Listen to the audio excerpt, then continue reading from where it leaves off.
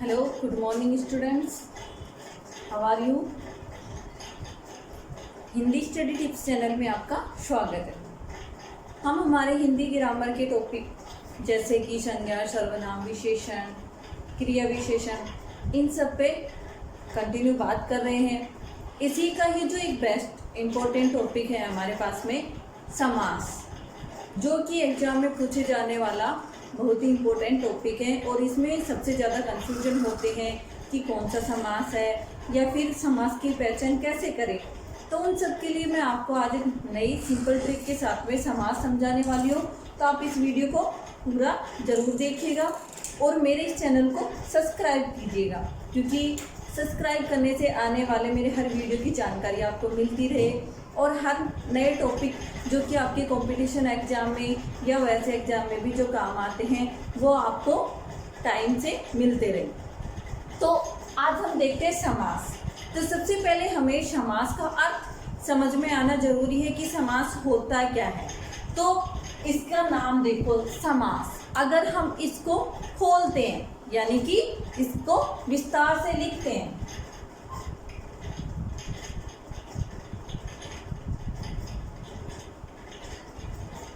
तो ये होता है सम प्लस आस। सम का मतलब होता है पास, सम का मतलब होता है पास, और आस का मतलब होता है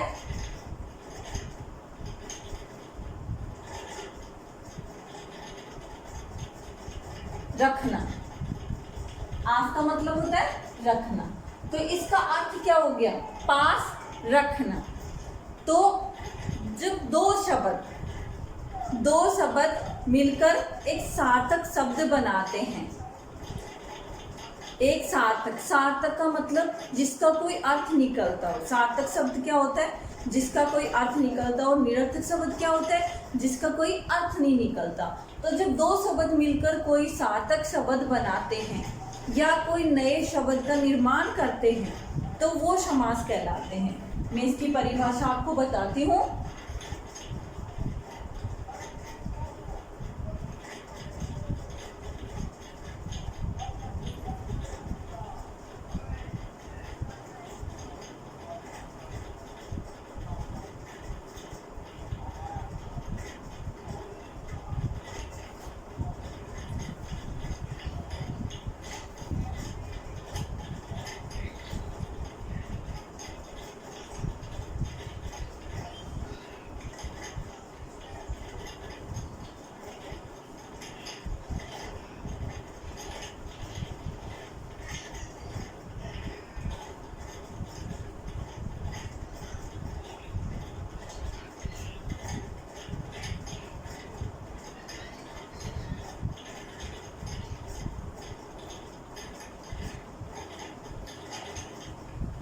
मैंने लिखा है दो या दो से अधिक शब्द मिलकर इसी सार्थक शब्द का निर्माण करते हैं, समास कहलाते हैं।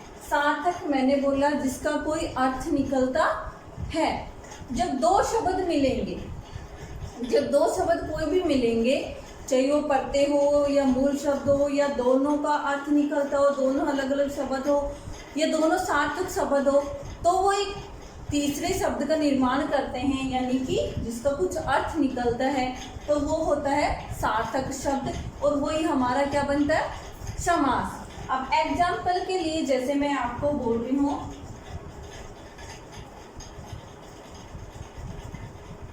गंगा जल, नाम सुना है आपने? तो इसका हम विग्रह करते हैं। विग्रह का मतलब होता है उसको विस्तार से लिखना या खोल कर लिखना। तो इसका जो मैंने लिखा तो लिखा गंगा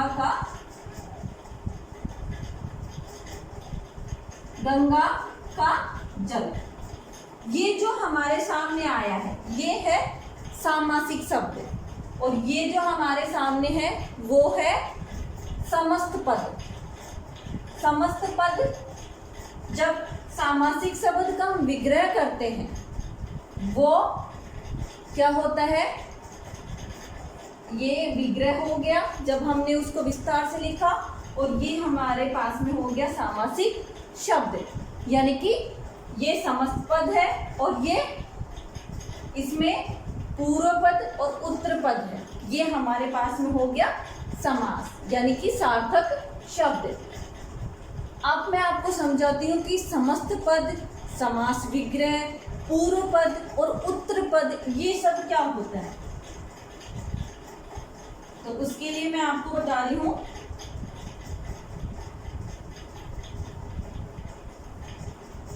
सबसे पहले लेते हैं हम कि समस्त पद होता क्या है।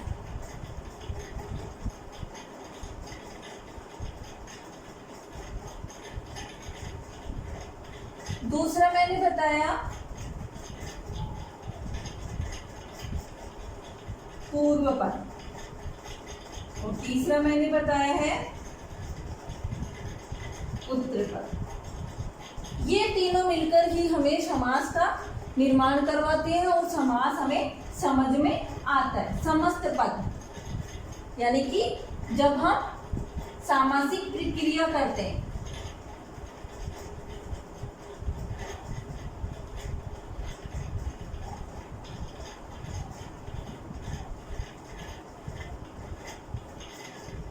सामासिक प्रक्रिया करते हैं और हमारे सामने जो शब्द आता है, सार्थक शब्द आता है, वही समस्त पद कहलाता है। जैसे मैंने लिखा था गंगा का जल, ये था हमारे पास में, तो ये क्या है, समस्त पद। अब पूर्व पद, इसका अर्थ लिखा मैंने गंगा जल, तो ये गंगा जल है जो आगे का गंगा है, यानी कि जो आगे का जो ये पद है। पद और शब्द में अंतर होता है।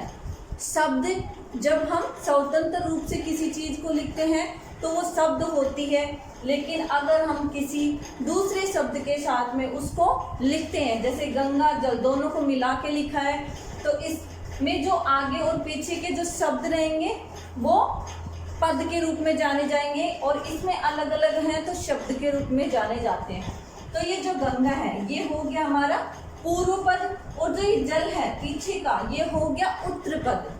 तो पूर्व पद और उत्तर पद समझ में आया, यानी कि जो आगे का जो शब्द है वो होता है पूर्व पद, और जो पीछे वाला होता है वो होता है उत्तर पद। तो ये था समस्त पद, ये पूर्व पद और ये उत्तर पद, यानी कि दो या दो से अधिक शब्द मिलकर, यहाँ पे दो या दो से अधिक, यानी कि वो वैसे भी मिल सकते हैं, कारक चिन्ह से भी मिल सकते हैं, किसी भी विभक्ति चिन्ह से मिल सकते हैं, या फिर प्लस से भी मिल सकते हैं, योजक चिन्ह से भी मिल सकते हैं। तो ऐसे कई शब्दों का हमारे पास में निर्माण होगा और उससे हम समास बनाएंगे।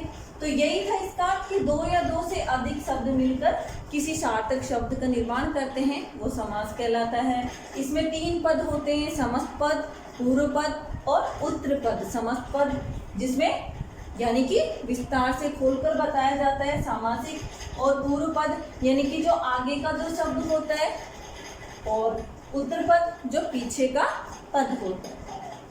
अब बताती हूँ मैं आपको कि इसके भेद कितने होते हैं।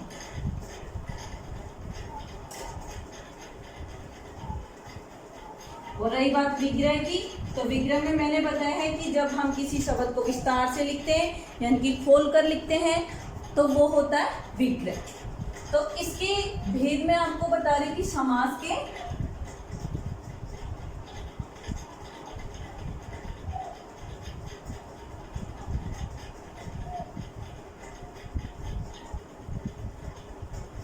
समास 6 प्रकार का होता है। यह समास के 6 भेद होते हैं। पहले हमारे हिंदी व्याकरण में 4 भेद होते थे, लेकिन जब अब वर्तमान में इसको तोड़कर 6 बना दिया गया है। जो हमारा तत्पुरुष समास था, कोई वो 2 रूप उसी के मानता है, कोई इसको अलग मानता है। तो ऐसे करके हमारे पास में कुल इसके 6 भेद होते हैं। उन 6 के नाम मैं आपके सामने यहाँ पे राइट कर रही हूँ।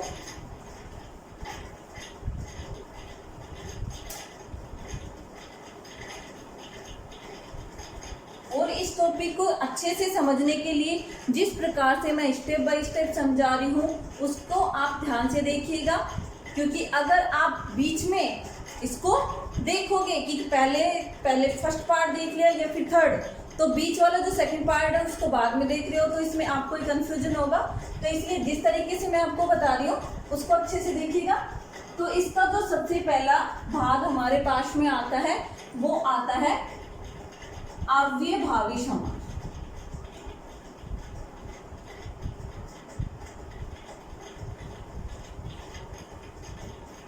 सबसे पहला पार्ट आता है अव्ययभावी समास। दूसरा आता है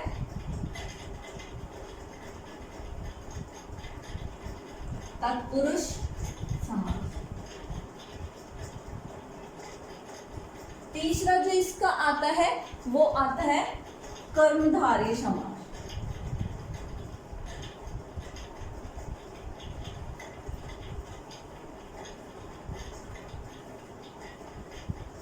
फोर्थ आता है द्विगु समास।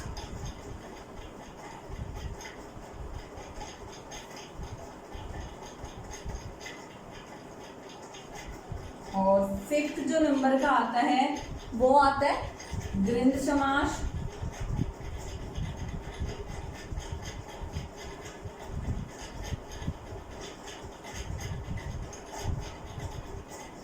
और जो 6 नंबर का आता है वो आता है हमारा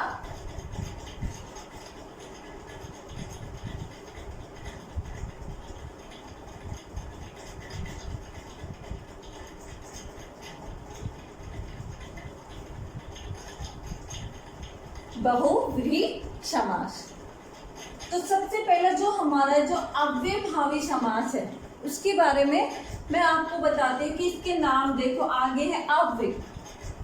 तो इसमें मैंने आपको अभी थोड़ी देर पहले बताया था पूर्व पद और उत्तर पद।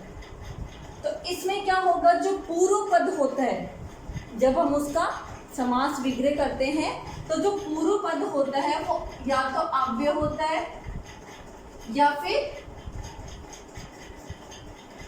प्रत्यय होता है।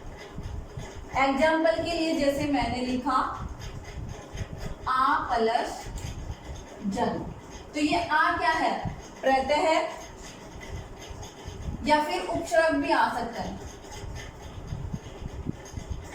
यानी कि जो ये जो पहला पद है वो इसका अव्यय है यानी कि उपसर्ग में आ रहा है।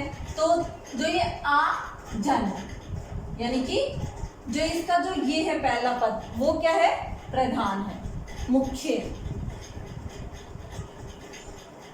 तो जहां पे हमें अव्यय या कहीं उपसर्ग या प्रत्यय दिखे वो होगा हमारा अव्ययभावी समास।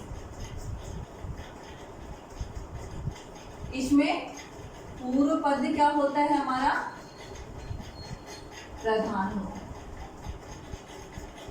इसी के साथ में मैं लेती हूँ तत्पुरुष समास। तत्पुरुष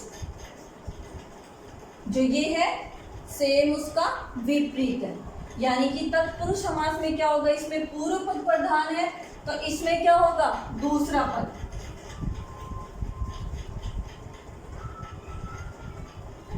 दूसरा पद कौन सा था, उत्तर पद। जो उत्तर पद होता है वो प्रधान होता है। और इसमें एक मुख्य बात और भी है कि इसमें विभक्ति यानी कि कारक चिन्ह आते हैं उसका लोप होता है। जब हम समस्त पद लिखते हैं तो उसमें क्या आता है, कारक चिन्ह आता है, लेकिन जब हम उसको समास बनाकर लिखते हैं, सामासिक शब्द के रूप में लिखते हैं तो उसका क्या होता है, जो कारक चिन्ह होता है वो लुप्त हो जाता है। जैसे मैंने लिखा यज्ञशाला, यानी कि यज्ञ के लिए जो स्थान होता है वो होता है यज्ञशाला। तो मैंने इसको खोलकर लिखा, समस्त पद बना इसका, यज्ञ के लिए शाला। तो ये के लिए यहाँ पे देखो यज्ञशाला सिर्फ आगे का पद है और पीछे का पद है, ये के लिए है वो क्या हो गया, लुप्त हो गया, यानी कि हमें इसको लोप कर दिया। तो इसमें जो दूसरा पद है यज्ञशाला, यानी कि यज्ञ के लिए जो जगह बनाई गई है, शाला जो पीछे का जो मेन पार्ट बना है वो दूसरा पद, उस पर हमें जोड़ दिया जा रहा है। जैसे युद्ध क्षेत्र,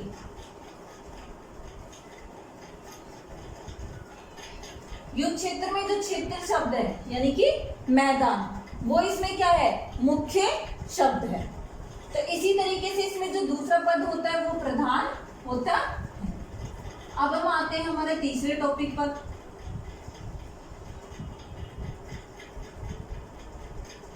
तीसरा टॉपिक है हमारा कर्मधारय समास।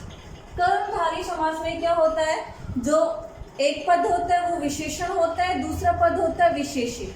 विशेषण मैंने आपको पढ़ाया था कि विशेषण क्या होता है, जो संज्ञा की विशेषता बताता है, और विशेष्य क्या होता है, जिस चीज की विशेषता बताई जा रही है, यानी कि जो संज्ञा और सर्वनाम जिसकी विशेषता बताई जा रही है वो विशेष्य होता है, और जिसकी विशेषता बता रहे हैं कि क्या विशेषता है वो होता है विशेषण। या फिर हम इसमें उपमेय और उपमान भी बता सकते हैं कि एक पद उपमेय होता है और दूसरा उपमान, यानी कि वो किसके समान है।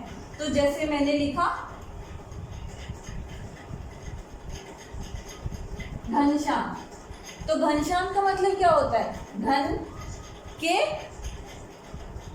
समान श्याम, या घन के जैसा श्याम, बादलों के जैसा श्याम। तो कृष्ण का भी रूप, कृष्ण का भी नाम होता है घनश्याम, यानी कि उनका सांवला रंग है, बादल सांवले होते हैं, तो यानी कि उनकी तुलना किससे की गई है, बादल से की गई है। तो इसमें एक पद विशेषण और दूसरा क्या होता है विशेष्य। तो इस तरीके से जहाँ पे हमें ऐसे समान या तुलनात्मक शब्द दिखे वो होता है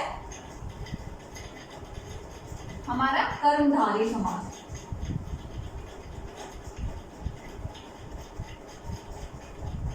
जहाँ पे विशेषण या विशेष्य या उपमा या उपमान शब्द जैसे दिखे तो वो हो जाएगा हमारा कर्मधारय समास। फोर्थ नंबर का जो हमारा समास आता है वो आता है दीर्घ समास।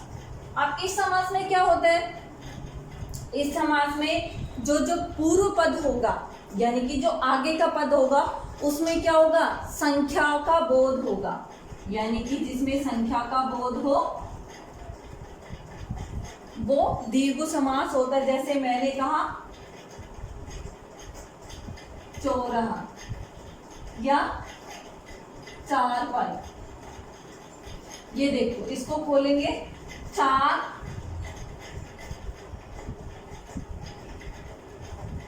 राहों वाला, या जहां से चार रास्ते जाते हैं वो होता है चौराहा। या तो आगे क्या आ रही है इसमें संख्या यानी कि चार, चार पाई, चार पैरों वाला या चार पैरों की, तो वो हो गई चार पाई। ठीक है, इसमें संख्या का बोध हो रहा है। तो ऐसे जहां पे आपको संख्या का बोध होता है, या तिराहा, दशानन, 10 है जिसके आनन यानी 10 भुजाओं वाला, तो रावण का नाम होता है दशानन। तो इस तरीके से जहां हमें संख्या का बोध होता है वो होता है हमारा दीर्घ समास। अब हमारा आता है द्वंद्व समास। द्वंद्व समास में भी आप इसको सिंपल ट्रिक से समझने के लिए क्या करते हो कि जहां पे आपको योजक चिन्ह दिखता है, यहाँ ऐसे वाला जो निशान आता है दो शब्दों के बीच में, जब आप उसको विस्तार से लिखते हो जहाँ पे ऐसा चिन्ह आपको दिखता है तो आप क्या करते हो, उसको द्वंद्व समास मान लेते हो। लेकिन योजक चिन्ह से ज्यादा जो इसकी सिंपल ट्रिक है वो होता है, इसमें विलोम होता है या एक पद दूसरे पद का पूरक होता है। या तो एक पद दूसरे का विलोम होगा या एक पद दूसरे का पूरक होगा। अब कैसे, जैसे मैंने लिखा माता पिता, आप देखो ये स्त्रीलिंग है ये पुल्लिंग है, यानी कि एक दूसरे का विलोम है। ठीक है, और पूरक भी है, यानी कि माता भी हमारे जीवन में कम नहीं है और पिता भी हमारे जीवन में कम नहीं है, दोनों का बराबर स्थान होता है। मैंने लिखा दिन रात, यानी कि बीच में योजक चिन्ह तो आ रहा है बट क्या है, एक दूसरे का विलोम है। हवा पानी, तो हवा पानी भी क्या है, एक दूसरे से कम नहीं है, दोनों ही जीवन में जरूरी है। तो इस तरीके से इसमें एक तो योजक चिन्ह आप देख सकते हैं, दूसरा आप इसका पूरक या विलोम शब्द देख सकते हैं कि जो एक पद होगा एक दूसरे पद से पूरक होंगे या फिर विलोम होंगे, यानी कि एक दूसरे से बराबर होंगे या उसका विपरीत होगा। तो ये आपको मैंने बताया अव्ययभावी समास, तत्पुरुष समास, कर्मधारय समास, दीर्घ समास, द्वंद्व समास। अव्ययभावी समास में मैंने आपको बताया कि अव्यय होता है या फिर उपसर्ग होता है या फिर पढ़ते, देख लेना आप, जो इसका पूर्व पद होगा वो प्रधान होगा। तत्पुरुष समास में जो दूसरा पद होगा यानी कि उत्तर पद वो प्रधान होगा। और कर्मधारय समास में विशेषण या विशेष्य, उपमेय या उपमान आएंगे। द्विगु समास में हमें एक पद होगा जो फर्स्ट वाला पद है, पूर्व पद उसमें संख्या होगी पूर्व वाले पद में। और जो 5th नंबर का जो हमारा था वो था द्वंद्व समास। इसमें या तो आपको योजक चिन्ह दिखेगा या एक दूसरे के जो पद होंगे वो पूरक होंगे या विलोम। अब हमारा जो लास्ट जो इसका जो भेद बचा है वो है बहुब्रीहि समास। अब बहुब्रीहि समास में क्या होगा, जो पूर्व पद और उत्तर पद दोनों मिलकर एक तीसरा शब्द का निर्माण करते हैं, तीसरे शब्द की प्रतीति बनाते हैं। यानी कि पूर्व पद और उत्तर पद दोनों मिलकर क्या बनाते हैं, एक तीसरे पद की